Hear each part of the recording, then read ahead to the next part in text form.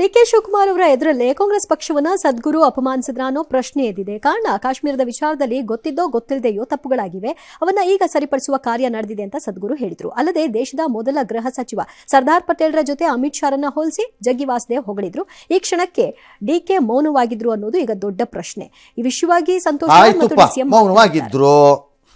ಶಿವರಾತ್ರಿ ದಿನ ರಾಜಕೀಯ ಮಾತಾಡಬಾರ್ದಾಗಿತ್ತು ಅಂತ ಸಂತೋಷ್ ಲಾಡ್ದು ಅಭಿಪ್ರಾಯ. Fair enough, fair. ತಪ್ಪು ನಾನು ಹೇಳ್ತಿಲ್ಲ, ನನ್ನ ಸಾಮಾಜಿಕ ಕಳಕಳಿ ಹೀಗಿದೆ ಅಂತ ತಪ್ಪು ನಾನು ಹೇಳ್ತಿಲ್ಲ ರೀ. ಇದು ಅವ್ರವ್ರಿಗೆ ಬಿಟ್ಟಿದ್ದು. ಆಯ್ತು, ನೀವು ಹೇಳಿದ್ದೀರಿ, ಫೇರ್. ಜಗ್ಗಿ ವಾಸುದೇವ್ ರೆಸ್ಪಾಂಡ್ ಮಾಡ್ಕೊಳ್ಳಿ ಅದಕ್ಕೆ ಬೇಕಿದ್ರೆ. ಡಿ ಕೆ ಏನ್ರಿ ಮಾಡ್ಬೇಕಿತ್ತು ಅಲ್ಲಿ ಕುರ್ಚಿಯಿಂದ? ನೀವು ಜಗ್ಗಿ ವಾಸುದೇವ್ ಅವ್ರ ಕೂತ್ಕೊಳ್ಳಿ ಒಂದು ನಿಮಿಷ. ಏನ್ರಿ ಮಾತಾಡ್ತಿರೋದು ನೀವು? ರಾಹುಲ್ ಗಾಂಧಿ ಎಂಬ ಅಭೂತಪೂರ್ವ, ಹಿಂದೆಂದೂ ಕಾಣದ, ಮುಂದೆ ಕಾಣದೇ ಇರುವ ದೇಶಪ್ರೇಮಿ ಭಕ್ತನನ್ನೊಬ್ಬನನ್ನು ನೀವು ಅವಹೇಳನ ಮಾಡ್ತಾ ಇದ್ದೀರಲ್ಲ. ನಿಮ್ಗೇನಾದ್ರು ಮರ್ಯಾದೆ ಇದೆಯೇನ್ರಿ? ನಾನು ಇದನ್ನು ಖಂಡಿಸ್ತಾ ಇದ್ದೀನಿ. ಇಲ್ಲೇ 5 ನಿಮಿಷ ಸಾಂಕೇತಿಕವಾಗಿ ಧರಣಿ ಮಾಡ್ತೀನಿ ಅನ್ಬೇಕಾಗಿತ್ತಾ? ಡಿ ಕೆ ಏನು ಮಾಡಬೇಕಾಗಿತ್ತು? What you could have done at least. D K ವೈಯಕ್ತಿಕವಾಗಿ ನಂಬಿಕೆಯಲ್ಲಿ ತನ್ನ ಹಿಂದೂ ಕ್ರೆಡೆನ್ಷಿಯಲ್ಸ್ ತೋರೋದ್ರಲ್ಲಿ ಯಾವತ್ತೂ ಹಿಂದೆ ಬಿದ್ದಿಲ್ಲ. ಹೌದು. ಹಾಗೆಂದ ಮಾತ್ರಕ್ಕೆ ಆತ ಭಾರತೀಯ ಜನತಾ ಪಕ್ಷಕ್ಕೆ ಹೋಗ್ತಾರೆ ಅಂತ ಬಹುಜನರು ಹಬ್ಬಿಸ್ತಾ ಇರೋದು ನೋಡಿ ನನಗೆ ನಗು ಬರುತ್ತೆ. Because I know him, he will not. ನೀವು ಕಾಂಗ್ರೆಸ್ನವರು ಒಳ್ಳೊಳ್ಳೆ ಲೀಡರ್ಗಳನ್ನ ಕಿತ್ತು ಬಿಸಾಕ್ದಂಗೆ ಡಿ ಕೆನೂ ಕಳ್ಕೊಂಡ್ರೆ ನನಗೆ ಗೊತ್ತಿಲ್ಲ. ನಿಮ್ಗೆ ಅದೊಂದು ರೋಗ ಇದೆ ಕಾಂಗ್ರೆಸ್ನವ್ರಿಗೆ, ಒಳ್ಳೆಯವ್ರನ್ನ ಕಳ್ಕೊಂಡ್ರೆ ನನಗೆ ಗೊತ್ತಿಲ್ಲ. ಡಿ ಕೆಗೆ ನೀವು ಅದು ನಿಮ್ಮ ಇಷ್ಟ, ನನಗೆ ಗೊತ್ತಿಲ್ಲ. ಆದರೂ but he will not leave. ಬಿಡಲ್ಲ.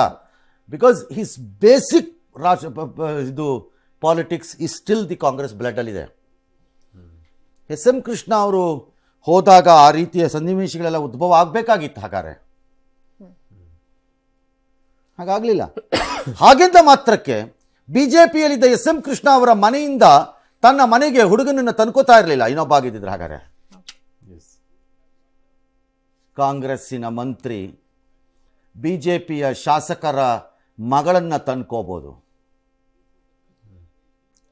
ಕಾಂಗ್ರೆಸ್ಸಿನ ಹಿರಿಯ ಕೋಶಾಧ್ಯಕ್ಷರಾಗಿದ್ದಂತಹ ವ್ಯಕ್ತಿಯ ಮೊಮ್ಮಕ್ಕಳನ್ನು ಇನ್ನೊಂದು ಪಕ್ಷದ ನಾಯಕನ ಮನೆಗೆ ಮಗಳನ್ನೋ ಮಗನ್ನೋ ತನ್ಕೋಬೋದು. ಲಗ್ನನೇ ಮಾಡ್ಬೋದು ಕಾಂಗ್ರೆಸ್ ಬಿಜೆಪಿ ಮಧ್ಯೆ ಅಂದಾಗ ಇದು ಯಾವುದು? ಅಮಿತ್ ಶಾ ಪಕ್ಕದಲ್ಲಿ 10 ಅಡಿ ಗ್ಯಾಪಲ್ಲಿ ಕೂತ್ಕೊಂಡ್ಬಂದಿದ್ದಕ್ಕೆ ಏನು ರೋಗ ಬಡ್ದಿದೆ ನಿಮ್ಗಳಿಗೆ? ಏನು ರೋಗ ಬರ್ತಿದೆ? ಈಗ ಲಗ್ನ ಆದವ್ರನ್ನ ಏನು ಮಾಡ್ತೀರಿ? ಲಗ್ನನೇ ಆಗ್ತಾ ಇದೆ. ಇಲ್ಲಿ ಲಡ್ಕಾಸಿ ಯಾವುದೋ ಒಂದು ಫಂಕ್ಷನಲ್ಲಿ 10 ಅಡಿ ಗ್ಯಾಪಲ್ಲಿ ಕೂತಿರೋದಕ್ಕೆ ಇಷ್ಟು ರಾಜಕೀಯ. ಆಮೇಲೆ ಅಲ್ಲಿ ಮಾತಾಡಬಾರ್ದು ಏನು ಮಾತಾಡಿಲ್ವಲ್ಲ ಸರ್? ಹಿಂದೆ ಆಗಿರೋ ಗೊತ್ತಿದ್ದು ಕಾಂಗ್ರೆಸ್ಸಿನ ಇದು ಅಷ್ಟೇ ನಡೀರಿ. ಅದಕ್ಕೆ ಈ ಪರಿಸ್ಥಿತಿಗೆ ಬಂದಿರೋದು. ಯಾವ ರಾಜ್ಯದಲ್ಲಿ ಉಳ್ಕೊಂಡಿದ್ದೀರಿ? ಆದಷ್ಟು ಬೇಗ ಮುಗಿಸ್ರಪ್ಪ, ಸಾಕಾಯ್ತು ಇವ್ರದ್ದು ಸವಾಸ ಯಾಕೋ.